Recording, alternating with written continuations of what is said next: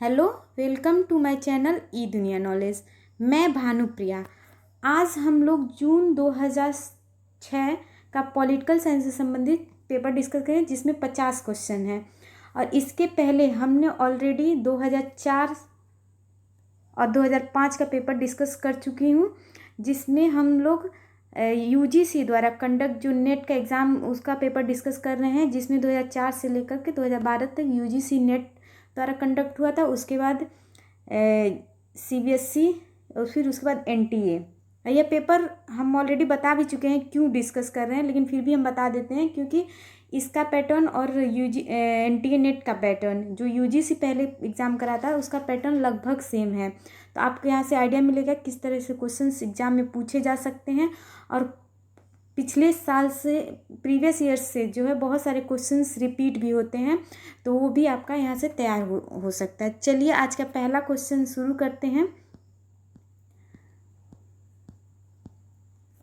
पहला जो है, आदर्श राज्य के विचार में प्लेटो ने बुभुक्षा शब्द का प्रयोग निम्न में किस वर्ग के संदर्भ में किया है? ऑप्शंस हैं आपके सैनिक, शासक, शिल्पकार, व्यक्तिगण। तो सही आंसर आपका हो जाएगा शिल्पकार। नेक्स्ट है आपका, सर्वश्रेष्ठ व्यवहारिक राज्य का विचार निम्न में से किस विचारक का योगदान है? ऑप्शंस आपके दिए हैं प्लेटो, सिसरो, अरस्तु, टॉमस एक्विनास। तो सही आंसर आपका हो जाएगा अरस्तु। नेक्स्ट है क्वेश्चन 3। सूची 1 को सूची 2 से मिलान करना है। सूची 1 में जो है सिद्धांत है, सूची 2 में जो है विचारक है। तो देख लेते हैं। पहला जो है धर्मनिरपेक्षता का सिद्धांत, यह सिद्धांत जो है मैकियावेली ने दिया है। दूसरा जो है सहमति का सिद्धांत, ये जो है लॉक ने दिया है। तीसरा जो है व्यक्तिवादी सिद्धांत, ये हॉब्स का है। और स्वतंत्रता का सिद्धांत जो है रूसो से संबंधित है। अब यहाँ पे ऑप्शंस देख लेते हैं कि अगर आपको पता है कि धर्म निरपेक्ष का सिद्धांत जो है मैकियावेली का है, तो कैसे है? अगर हम बात करें कि धर्म निरपेक्ष, तो मैकियावेली ने राजनीति विज्ञान में मैकियावेली ने धर्म और राजनीति को स्पष्ट विभाजन किया था। अगर प्राचीन काल में देखें तो कौटिल्य ने जो है धर्म को राजनीति से अलग किया था। अगर यहाँ पे हम बात करें, मैकियावेली ने ही जो पंथ निरपेक्ष राजनीति का आधार रखा और वो मानता था कि चर्च और राज्य के मध्य में पूर्ण पृथक्करण होना चाहिए, और वो पूर्ण पृथक्करण का समर्थन भी मैकियावेली ने किया था। और क्योंकि चर्च जो है मैकियावेली इटली के मतलब बारे में बात करता है, इटली का भी वो रहने वाला था, तो इटली में एकता पैदा करने में समर्थ नहीं था चर्च, एवं अन्य शक्तियों को भी एकता उत्पन्न करने में बाधा कर रहा था। इसीलिए मैकियावेली ने जो है राजनीति विज्ञान को, राजनीति और धर्म को स्पष्ट विभाजन किया था। और मैकियावेली मानता था कि मतलब मैकियावेली जो है चर्च का विरोधी था, लेकिन वो धर्म का विरोधी नहीं था। इस बात को आपको ध्यान रखना है कि वो ये चाहता था कि राज्य के संदर्भ में जो है चर्च का हस्तक्षेप नहीं होना चाहिए। तो इसी को आधार मानते हुए ये मतलब कहा जाता है कि मैकियावेली का जो है यह पंथ निरपेक्ष सिद्धांत है या धर्म निरपेक्ष सिद्धांत है। नेक्स्ट है जो है, अगर इसका देखिए पहले का ऑप्शन जो है मैकियावेली हो जाएगा। अगर आपको पहले का पता है कि तीसरा है तो ऑप्शन डी और सी ऐसे एलिमिनेट हो जाएगा। अब इन दोनों में से आपका आएगा। दूसरा है जो है सहमति का सिद्धांत। तो सहमति का सिद्धांत जो है लॉक से संबंधित है। अगर सहमति के सिद्धांत की बात करें तो लॉक जो है वह उदारवादी विचार देते हुए यह बात कहता है कि सहमति का शासन होना चाहिए। सहमति के शासन का अभिप्राय यह है कि आप कह सकते हैं जो प्राकृतिक अधीनता का सिद्धांत था उसका खंडन, ये रॉबर्ट फिल्मर के द्वारा दिया गया था, उसका खंडन करते हुए लॉक ने कहा था कि उसका विचार था कि जो बच्चा है वो अल्प वयस्क होता है, इसीलिए पिता जो है बच्चे को निर्देश दे सकता है, लेकिन राजा जो है प्रजा को निर्देश नहीं दे सकता, क्योंकि प्रजा बच्चा नहीं है। इसीलिए जो व्यक्ति पर शासन करने का एक ही उपाय है कि व्यक्ति से सहमति हो। तो यह जो है लॉक का जो है सहमति का सिद्धांत है। यहाँ पे पता है कि जो फिल्मर था ना, वह कहता था कि एक बच्चे पर पिता का प्राकृतिक नियंत्रण होता है, ठीक उसी प्रकार जो है राजा का प्रजा पर स्वाभाविक रूप से नियंत्रण होता है। इसी का खंडन जो है लॉक ने किया है। तो इस प्रकार से यह दूसरे का जो है चौथा हो जाएगा। अगर दूसरे का चौथा आपको पता है तो ऑप्शन जो है बी सही है। तीसरा जो है व्यक्तिवादी सिद्धांत, तो यह जो है हॉब्स से संबंधित है। तो व्यक्तिवादी सिद्धांत हॉब्स जो अगर बात करें तो यह एक व्यक्तिवादी विचारक भी माना जाता है। और इसके पीछे उन्होंने जो तर्क दिया व्यक्तिवादी सिद्धांत के पीछे, तो उनका मानना था कि हॉब्स का कि राज्य का निर्माण व्यक्तियों के समझौते से हुआ है और उन्होंने राज्य की अपेक्षा व्यक्ति को ज़्यादा महत्व दिया था। और राज्य के निर्माण का जो मूल उद्देश्य है, क्यों राज्य का निर्माण हुआ, क्योंकि व्यक्ति जो है आत्मरक्षण चाहता है, सेल्फ प्रिजर्वेशन चाहता है, इसीलिए राज्य का निर्माण हुआ। और तीसरा उन्होंने जो व्यक्ति के सिद्धांत को बताते हुए तर्क दिया था कि हॉब्स ने जो है राज्य की उत्पत्ति का जो दैवी सिद्धांत है उसका भी खंडन किया, जो जेम्स प्रथम द्वारा दिया गया था, कि उसका खंडन किया और कहा कि राज्य जो है यदि राज्य व्यक्ति के आत्म संरक्षण में असफल हो जाता है तो राज्य के विरुद्ध क्रांति की जा सकती है। ऐसा नहीं है कि अगर राज्य अगर सफल नहीं हुआ तो क्रांति नहीं करेंगे। उन्होंने राज्य से ज़्यादा महत्व व्यक्ति को दिया, इसीलिए वह एक व्यक्तिवादी विचारक भी हैं। और यह जो है हॉब्स का जो है व्यक्तिवादी सिद्धांत जो है हॉब्स का। अगला जो है स्वतंत्रता का सिद्धांत। जो स्वतंत्रता का सिद्धांत है वह जो है रूसो से संबंधित है। तो रूसो जो कहता है, रूसो का मानना था कि जो स्वतंत्रता की संकल्पना है वह नैतिक स्वतंत्रता की विवाद करता है। रूसो ने स्वतंत्रता का परिभाषित करते हुए बतलाया कि जो नैतिक इच्छा है, अपनी नैतिक इच्छा का पालन करना है और समुदाय की भलाई के लिए कार्य करना ही स्वतंत्रता है। और इसी बात को सेबाइन ने रूसो के स्वतंत्रता की जो संकल्पना दिया था उसको पैराडॉक्स ऑफ फ्रीडम यानी विरोधाभासी की स्वतंत्रता भी कहा था। इसीलिए इसको कभी कभी फांसीवादी विचारक या फांसीवाद का दार्शनिक पिता भी कहा जाता है। तो इस प्रकार आपका आंसर जो है बी हो जाएगा। नेक्स्ट देख लेते हैं, निम्न में से कौन सा सही मिलान नहीं है। तो ऑप्शन है आपके राजनीतिक आध्यात्मिकरण का विचार महात्मा गांधी, सही है। नव मानववाद का विचार एम.एन. रॉय, ये भी सही है। गांव के पुनर्गठन का विचार जे.पी. नारायण, ये भी सही है। तो आपका जो डी है इतिहास के आध्यात्मिक निर्धारण का विचार, तो यह बी.आर. अम्बेडकर, यह गलत है। तो इस प्रकार का आपका आंसर जो हो जाएगा डी हो जाएगा। डी जो है सही नहीं है। Two treatises on civil government के लेखक कौन हैं। ऑप्शंस आपके दिए हैं Hobbes, Locke, J S. Mill, T H. Green. तो सही आंसर आपका हो जाएगा लॉक। निम्न में से किस लेखक ने न्याय का सिद्धांत समझौतावाद पर आधारित किया। ऑप्शंस आपके हैं लेनिन, नोजिक, रॉल्स, रूसो। तो सही आंसर आपका हो जाएगा रॉल्स। नेक्स्ट है क्वेश्चन नंबर 7, निम्न में से कौन से जोड़ का सही मिलान नहीं है। तो ऑप्शंस आपके दिए दो तलवारों का सिद्धांत जॉन ऑफ सेल्सबरी, ये जो है सही है। न्याय का वितरणात्मक सिद्धांत रॉल्स, ये भी सही है। अंतर्विरोध का सिद्धांत माओ, ये भी सही है। नव मानववाद का विचार लेनिन, यह गलत है। ये जो है अभी हम लोग जस्ट पीछे पड़े हैं, यह एम.एन. रॉय का है। तो इस प्रकार से आपका आंसर हो जाएगा डी। यहाँ पे आपको बताते चलें कि आप लोग क्वेश्चन को अटेम्प्ट भी करिए और लास्ट में बताइएगा कितना क्वेश्चन आपका सही हुआ कितना गलत। और अगर वीडियो अच्छा लगेगा तो प्लीज़ लाइक शेयर सब्सक्राइब भी कर दीजिए। नेक्स्ट है क्वेश्चन नंबर 8, नियामक राजनीतिक सिद्धांत का कृत विरोधी सिद्धांत कौन सा है। ऑप्शंस हैं आपके व्यवहारवाद, उत्तर व्यवहारवाद, समुदायवाद या उदारवाद। तो सही आंसर आपका हो जाएगा व्यवहारवाद। नेक्स्ट है क्वेश्चन 9, चर्च की सरकार इसके सदस्यों की सहमति पर आधारित है।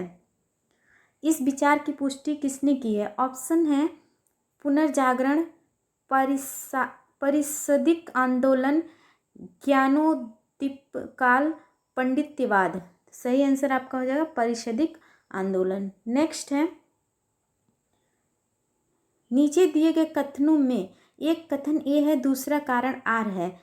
कथन ए, हिगल के अनुसार वर्तमान ऐतिहासिक विकास क्रम में केवल संवैधानिक राजतंत्र ही विवेकपूर्ण शासन प्रणाली है, परंतु कारण आ रहा है, परंतु जर्मन स्वभाव के लिए निरंकुश राजतंत्र ही एक मात्र अनुकूल व्यवस्था है। उपरोक्त दोनों कथनों के संदर्भ में निम्न में से सही चुनिए। निम्न में से सही चुनिए। पहला जो है ए आर दोनों सही है और आर जो है कि सही व्याख्या है। ए आर दोनों सही है किंतु आर ए की सही व्याख्या नहीं है।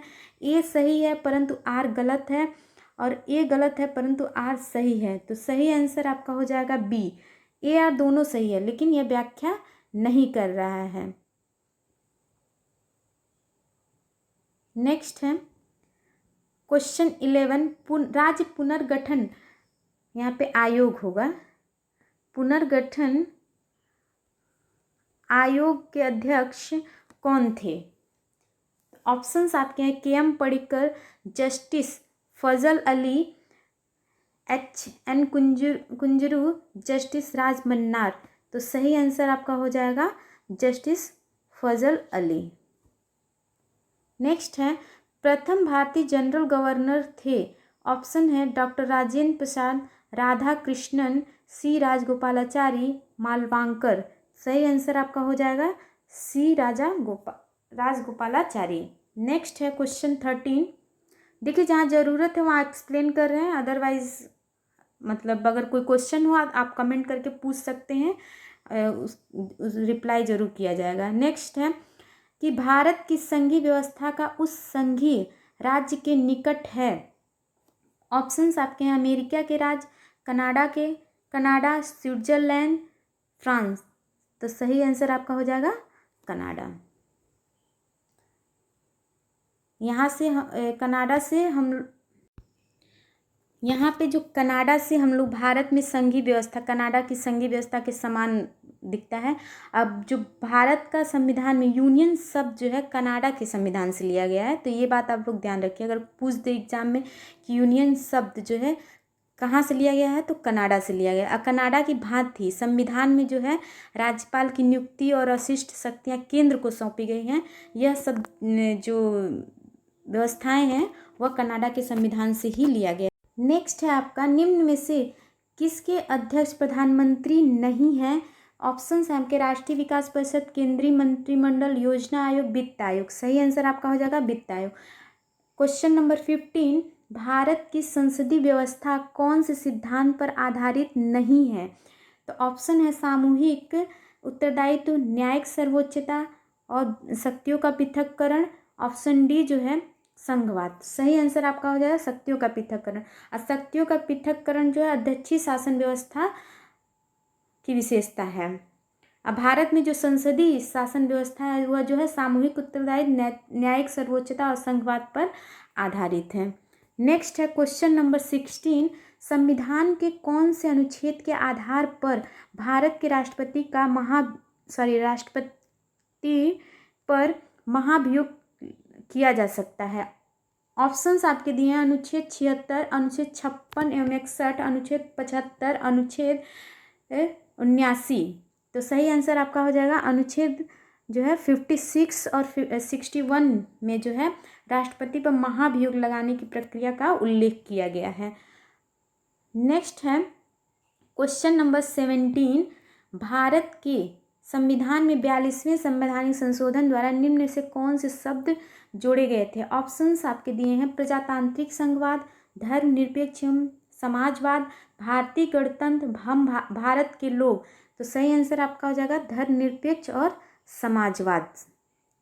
इसको जो है 42वें संवैधानिक संशोधन द्वारा जोड़ा गया। इसके अलावा जो है एक शब्द और भी जोड़ा गया है, जो आप कमेंट करके बताइए कि कौन सा है तीसरा शब्द जो 42वें संवैधानिक संशोधन 1976 द्वारा जोड़ा गया था।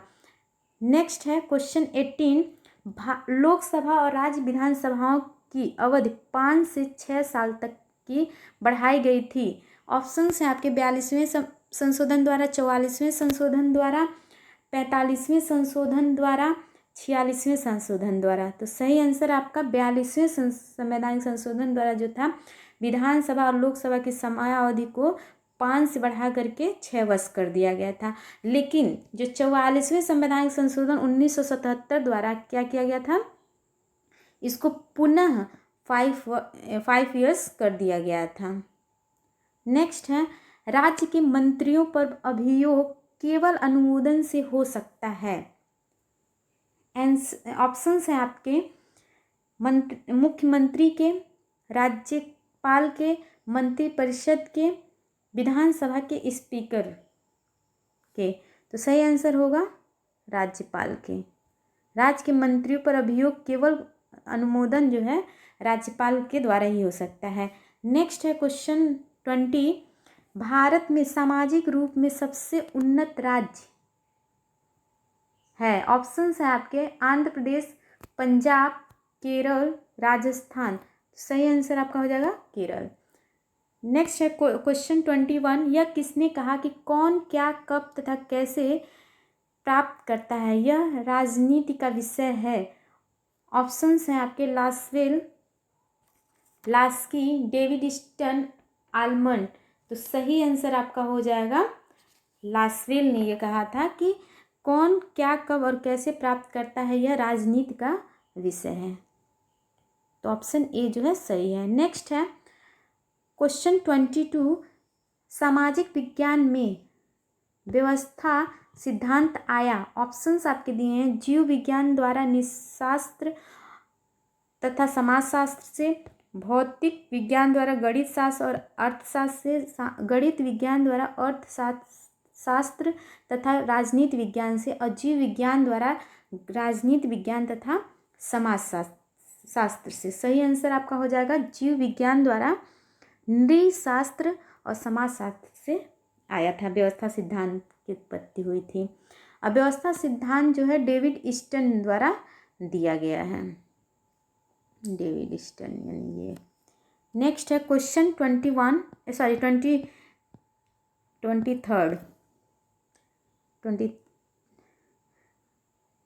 विश्व में सबसे पुरानी द्वितीय सदन है। ऑप्शंस है आपके राज्यसभा, लॉर्ड सभा, अमेरिकन सीनेट, कनाडा की सीनेट। तो सही आंसर हो जो है लॉर्ड सभा। नेक्स्ट है क्वेश्चन 24, लुसियन पाई के अनुसार राजनैतिक विकास के संकट हैं। पहला है पहचान, वैधता, नागरिकता, औद्योगिकरण, सहभागिता। तो सही आंसर आपका हो जाएगा पहचान, वैधता और जो है सहभागिता। तो आपका पहला, दूसरा और चौथा है, तो यानी ऑप्शन ए जो है सही है। यहाँ आपको बताते चले जो लुसियन पाई हैं उनकी पुस्तक जो है फेमस, उनका एक बुक है जो एस्पेक्ट ऑफ पॉलिटिकल डेवलपमेंट, जो अक्सर एग्जाम में पूछा भी जाता है। और उनका जो एक राजनीतिक विकास का चरण है, जैसे समानता, क्षमता, विभेदीकरण, इसका क्रम भी एग्जाम में पूछता है कि इन तीनों का, जैसे इसमें है ना राजनीतिक विकास के संकट की बात अगर उन्होंने किया है, तो वैसे राजनीतिक विकास के चरण की बात किया है जिसमें समानता, क्षमता और विभेदीकरण है। अगर संकट की बात करेंगे तो इसमें पहचान यानी अस्मिता, वैधता और सहभागिता यानी वितरण के संकट की बात लुसियन पाई ने किया है। इनके अलावा जो एक राइटर हैं लियोनार्ड विग्नर, उन्होंने अपनी पुस्तक जो है crisis and sequences in political development में राजनीतिक विकास के संदर्भ में उन्होंने भी संकटों की चर्चा की है। तो उन्होंने 4 प्रकार के संकटों की बात की है, जिसमें पहचान का संकट है, समेकन का संकट है, वैधता का है और संसाधन जुटाने का संकट है। अगर लुसियन पाई ने 3 तरह के संकट की बात की है, तो जो विग्नर हैं उन्होंने 4 प्रकार के संकट की बात की है। तो ये आप लोग ध्यान में रखिएगा। और नेक्स्ट है संविधान की पश्चिम अवधारणा की मुख्य विशेषता है विचारधारा, विधि का शासन, प्रतिनिधित्व संस्थाएं और सशक्त लोकमत। तो आपका सही आंसर हो जाएगा यहाँ संवैधानिक वाद की बात कर रहा है। तो इसकी जो अवधारणा की मुख्य विशेषता है, पहला तो है विधि का शासन, दूसरा जो है प्रतिनिधि संस्थाएं भी हैं और सशक्त लोकमत। तो इस प्रकार से आपका आंसर हो जाएगा दूसरा, तीसरा और चौथा। विचारधारा जो है पश्चिमी अवधारणा की मुख्य विशेषता नहीं है। ये संवैधानिक वाद के संदर्भ में पूछा जा रहा है, ये आपको ध्यान में रखना है कि यहाँ पे संवैधानिक वाद की बात हो रहा है। नेक्स्ट है, निम्न में से किसका विश्वास है कि शासक वर्ग और शक्ति और विशिष्ट चालाकी से शासन करता है? ऑप्शंस हैं आपके मोस्का, पेरेटो, मिल्स और माइकल्स। तो सही आंसर आपका हो जाएगा पेरेटो। नेक्स्ट है 27, निम्न में से कौन से देश में संस्थात्मक और अध्यक्षात्मक शासन का मिश्रण है? ऑप्शन है भारत, संयुक्त राज्य अमेरिका, यूनाइटेड किंगडम, फ्रांस। तो सही आंसर आपका है फ्रांस।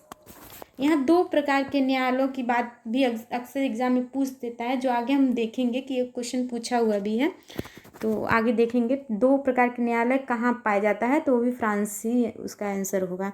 नेक्स्ट है 28, राजनीतिक दलों को त्रिवर्गीय, एक दलीय पद्धति, द्विदलीय दल और बहुदलीय पद्धति किसमें बांटा है? ऑप्शंस हैं आपके डुअर्जर, लॉ पोलम्बरा, जीन ब्लांडले, एलन पॉल। तो सही आंसर आपका हो जाएगा जीन ब्लांडले। इन्होंने जो राजनीतिक दल को त्रिवर्ग यानी 3 वर्ग में विभाजित किया है, जिसमें है आपका एक दलीय पद्धति, द्विदलीय पद्धति और बहुदलीय पद्धति। नेक्स्ट है आपका 29, निम्न में से किस देश में प्रत्येक राज्य का अपना अलग संविधान है, अलग अलग संविधान है? तो ऑप्शंस हैं आपके इंग्लैंड, संयुक्त राज्य अमेरिका, फ्रांस, भारत। तो सही आंसर आपका हो जाएगा संयुक्त राज्य अमेरिका। वहाँ पे जो है स्टेट का अलग संविधान है और वहाँ दोहरी नागरिकता भी है। स्टेट का अलग नागरिकता होता है और देश का जो है अलग।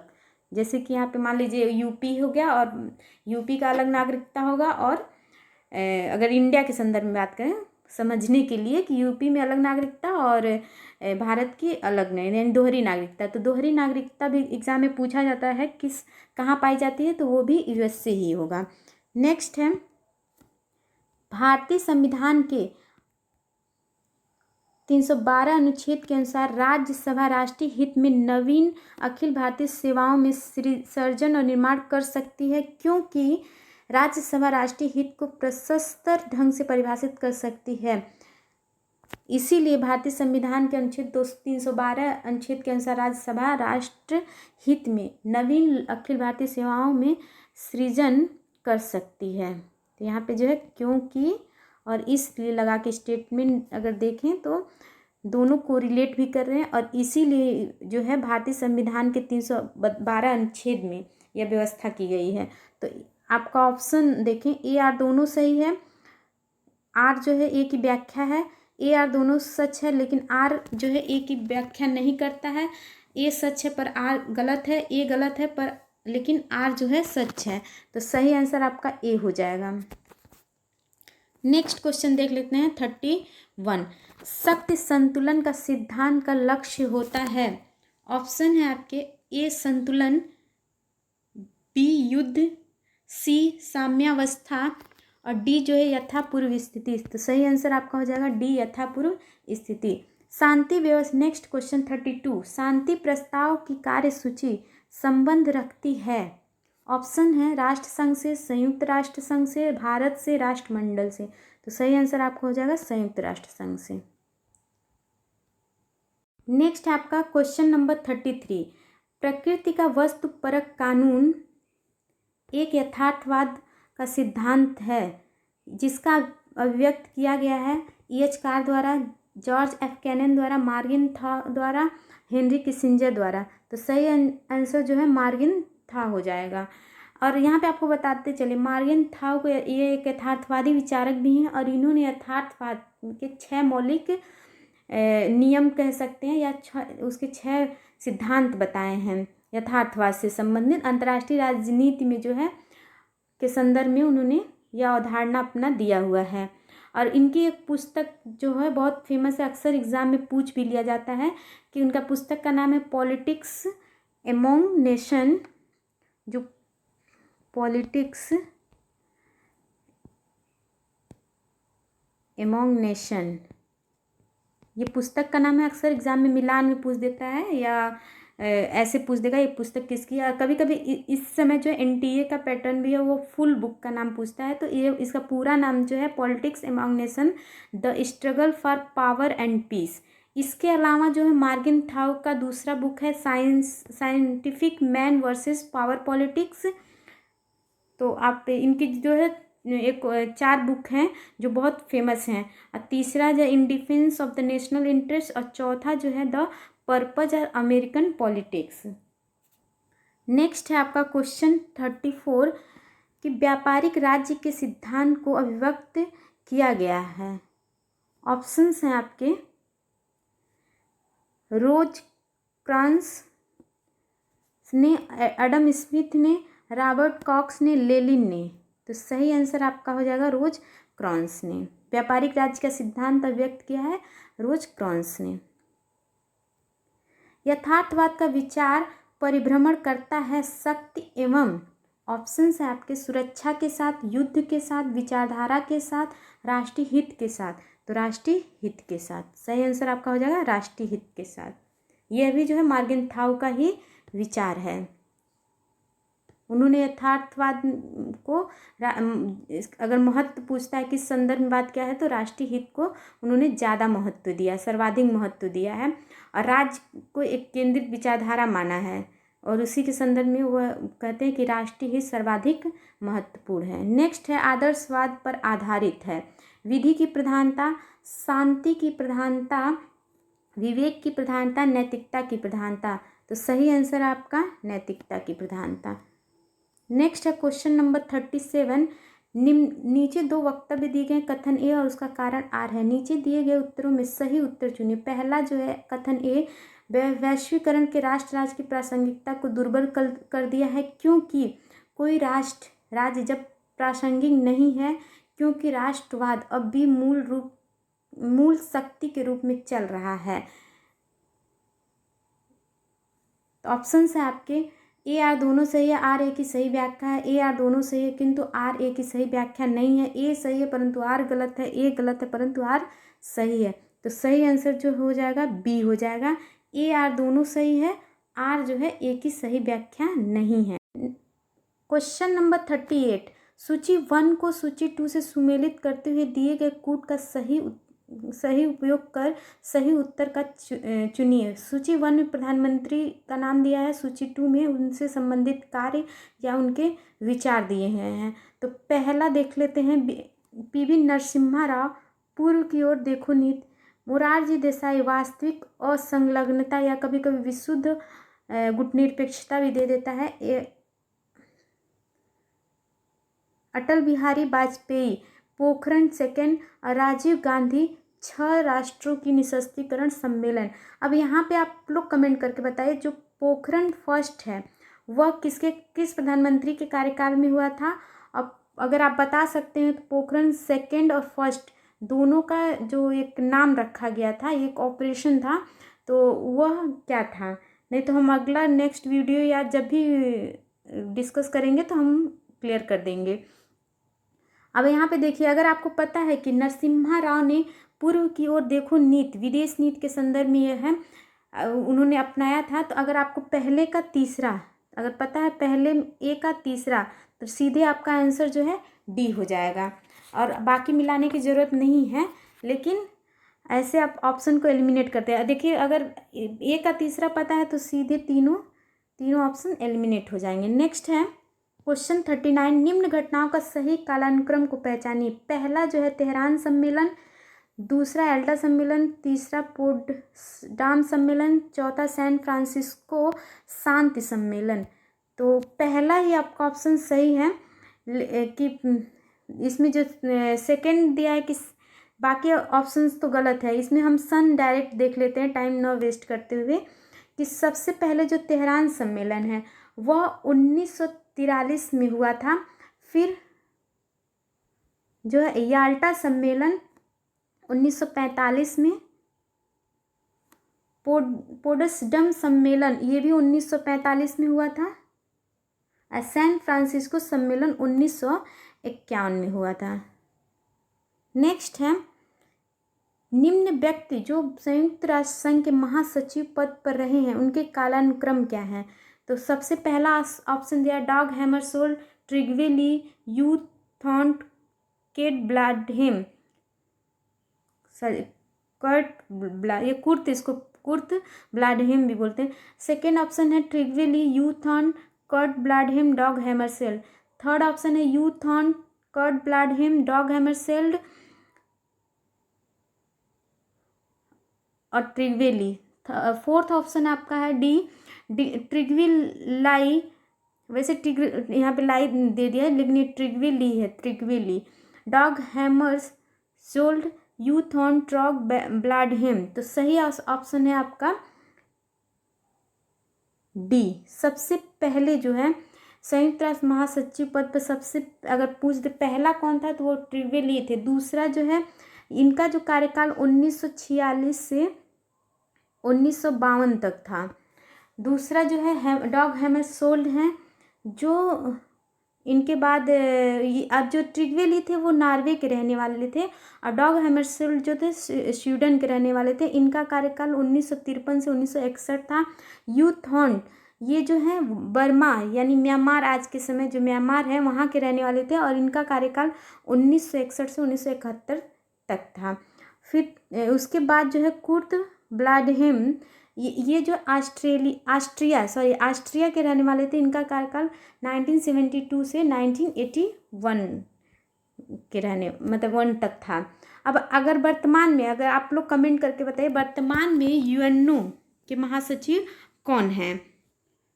अगर इनके अलावा देखें तो इसके बाद जो है जेवियर परेज दे क्लोरा महासचिव बने थे जो पेरू के रहने वाले थे। उनके बाद जो है बुतर घाली बने जो इजिप्ट मिस्र के रहने वाले थे।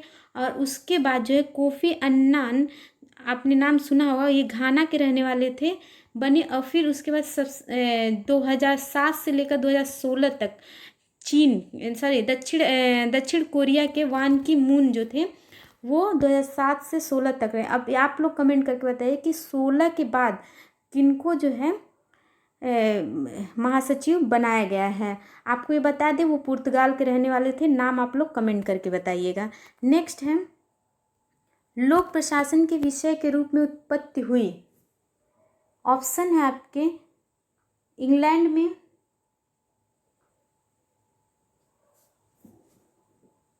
संयुक्त राज्य अमेरिका में, फ्रांस में, भारत में। तो सही आंसर आपका हो जाएगा संयुक्त राज्य अमेरिका में। नेक्स्ट लोक प्रशासन के अध्ययन का प्राचीनतम दृष्टिकोण है विधिक दृष्टिकोण, दार्शनिक दृष्टिकोण, ऐतिहासिक दृष्टिकोण, व्यवहारिक दृष्टिकोण। सही आंसर आपका है दार्शनिक दृष्टिकोण। नेक्स्ट क्वेश्चन है आपका 43 निम्नलिखित में से किसने सार्वजनिक और निजी प्रशासन में स्पष्ट अंतर किया है। यहाँ क्या पूछ रहा है, स्पष्ट अंतर किया है। ऑप्शंस आपके हेनरी फ्योल, एमपी फॉलेट, उर्विक और पॉल एच एप्लवी। तो सही आंसर आपका हो जाएगा पॉल एच जो एप्लवी थे उन्होंने लोक सार्वजनिक और निजी प्रशासन में अंतर करते हैं। अब कभी कभी यही क्वेश्चन पूछ देता है कि सार्वजनिक और निजी प्रशासन में अंतर नहीं किया है तो उसमें जो है आपका दे देगा कि जो जिसने अंतर किया उसका नाम दे देगा और एक दे देगा कि जिसने अंतर नहीं किया है। तो इसमें अंतर किया है तो पॉल एप्लवी के अलावा जो है वह है सर जोशिया स्टेप ड्रकर हैं। इन विचारकों ने जो है निजी और सार्वजनिक प्रशासन में अंतर किया है। और अगर कहें कि जो कौन अंतर नहीं किया है तो हेनरी फ्योल, एमपी फॉलेट, उर्विक और पिफनर जैसे जो विचारक थे उन्होंने जो है सार्वजनिक और निजी प्रशासन में अंतर नहीं किया है। नेक्स्ट आपका क्वेश्चन नंबर 44 नौ लोक प्रशासन पर प्रथम पुस्तक संपादित हुई। ऑप्शन है फ्रैंक मैरिनी द्वारा, डी वाल्डो द्वारा, जेम्स सी चार्लवर्थ द्वारा, एल डी वाइट द्वारा। तो सही आंसर आपका हो जाएगा फ्रैंक मैरिनी द्वारा। यहाँ पे आपको बताते चले जो फ्रैंक मैरिनी थी उन्होंने नवीन लोक प्रशासन शब्दावली का सर्वप्रथम प्रयोग जो है अपनी पुस्तक 1971 में उनकी एक पुस्तक आई थी towards a new public administration the Minnowbrook perspective, उसमें किया था। और जो डी वाल्डो हैं उनको नवीन लोक प्रशासन का पिता भी कहा जाता है और माना जाता है, और जिन्होंने जो है मुन्नो बुक सम्मेलन जो 1968 में हुआ था, प्रथम मुन्नो बुक सम्मेलन जो 1968 में हुआ था, उसकी अध्यक्षता डी वाल्डो ने किया था। और इन्हीं नवीन लोक प्रशासन का पिता कहा जाता है। और फ्रैंक मैरिनी ने सर्वप्रथम जो है नव लोक प्रशासन शब्द का प्रयोग अपनी पुस्तक towards a new public administration the Minnowbrook perspective में किया था। नेक्स्ट है आपका सेकेंड, आप लोग कमेंट करके बताइए जो सेकेंड मुन्नो बुक था सम्मेलन वह किस सन में हुआ था और कहाँ हुआ था, और इसके अलावा थर्ड भी हुआ है। तो चलिए मैं सेकेंड तो आपको बता देती हूँ कि 1988 में हुआ था सेकेंड मुन्नो बुक सम्मेलन। अब आप लोग कमेंट करके बताइए कि थर्ड मुन्नो बुक सम्मेलन मिन्नो बुक सम्मेलन कहाँ हुआ था। नेक्स्ट है Elton Mayo, question number 45। Elton Mayo और उसके साथियों द्वारा हार्थून प्रयोग किए जाने से 9 विचार उत्पन्न हुए जिन्हें कहा जाता है वैज्ञानिक प्रबंधन, परंपरागत सिद्धांत, नौकरशाही सिद्धांत, मानव संबंध सिद्धांत। यहाँ संबंधक नहीं हो, मानव संबंध सिद्धांत। तो सही आंसर आपका हो जाएगा मानव संबंध सिद्धांत। यहाँ पे जैसे आपको एक बता भी देते हैं, जो एल्टन मेयो ने 1923 में फिलाडेल्फिया के एक जो कपड़ा मिल था वहाँ पे अपना पहला शोध कार्यक्रम शुरू किया था। वहीं से यह जांच कर सकते हैं या हार्थून प्रयोग जो है कि उनका विचार आया था। और इन्होंने जो हार्थून प्रयोग था, इन्होंने जो है इन्हीं के नेतृत्व में हार्वर्ड बिजनेस स्कूल द्वारा जो है इसको चलाया गया था। वहाँ पे एक वेस्टर्न इलेक्ट्रॉनिक कंपनी थी, वहाँ पे यह प्रयोग किया गया था हार्थून प्रयोग। और जो क्या बोलते हैं मानव संबंध सिद्धांत जो है वो अनौपचारिक समूह का संकेंद्रण भी है। और अगर इसकी बात करें कि ये जो मानव संबंध विचारधारा है एक सांगठिक विश्लेषण के लिए क्लासिकी दृष्टिकोण की प्रतिक्रिया के रूप में 1930 के दशक में यह अस्तित्व में आई थी।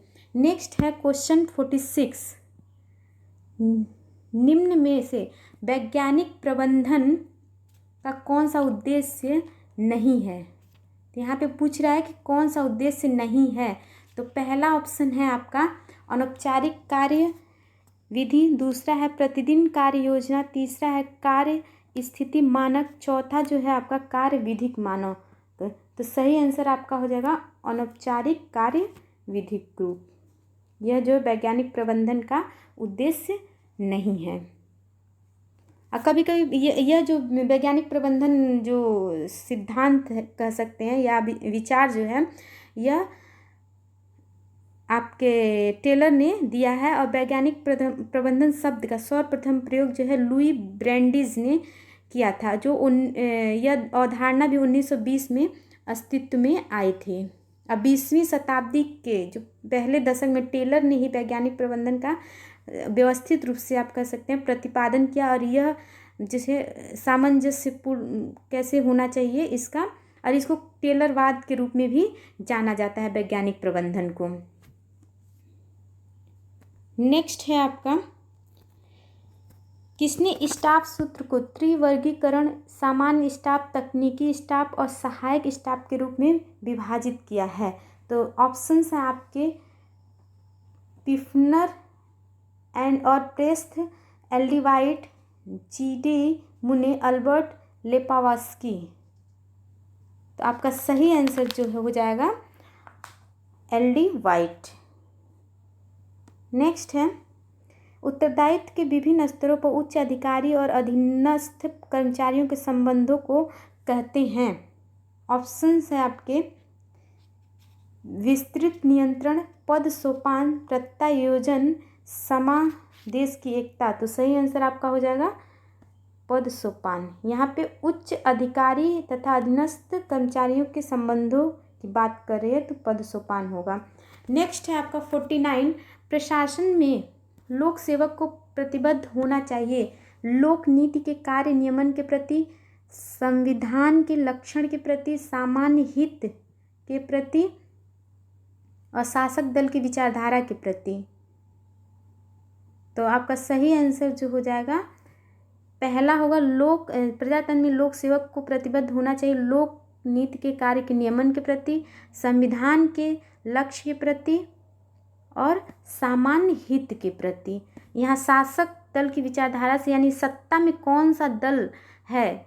एग्जाम्पल के लिए मान लीजिए कि अगर भारत की बात करें तो जैसे अभी भाजपा है, तो जो हमारे लोक सेवक हैं वह किसी शासक दल के प्रति नहीं अपना प्रतिबद्धता दिखाएंगे, वह केवल लोक नीति के कार्य नियमन, संविधान के लक्ष्य और सामान्य हित के प्रति ही अपनी प्रतिबद्धता दिखाएंगे। तो इसमें अगर मान लीजिए अगर कांग्रेस आ जाती है तो ऐसा नहीं वो कांग्रेस के लिए नहीं काम करेंगे या किसी शासक दल के लिए नहीं या किसी विचारधारा के लिए नहीं काम करते हैं, वह देश, संविधान और लोक हित के लिए काम करते हैं। तो इस प्रकार से आपका आंसर जो है पहला, दूसरा और तीसरा हो जाएगा। नेक्स्ट है क्वेश्चन 50, मैक्स वेबर के सत्ता संबंधी त्रिसूत्री वर्गीकरण में समाविष्ट है वंशानुगत सत्ता, पारंपरिक सत्ता, चमत्कारी सत्ता और वैध विवेकी सत्ता। तो सही आंसर आपका हो जाएगा वंशानुगत तो बात ही नहीं करता है, परंपरागत सत्ता की बात किया है, चमत्कारी या करिश्माई सत्ता की बात किया है, वैध विवेकी सत्ता की बात किया है। तो इस प्रकार से आपका आंसर जो है बी हो जाएगा। तो आज हम लोगों ने जो है जून 2006 का पेपर डिस्कस किया जिसमें 50 क्वेश्चन हमने कर दिया। अब आप कमेंट करके बताइए कि आपके कितने क्वेश्चन सही हुए, कितने गलत हुए और आपको वीडियो कैसा लगा। अगर आप ये भी बताइए, अगर वीडियो अच्छा लगा तो प्लीज़ लाइक, शेयर और सब्सक्राइब कर दीजिए चैनल को और नेक्स्ट नोटिफिकेशन के लिए बेल आइकन भी दबा दीजिए। Thank you so much.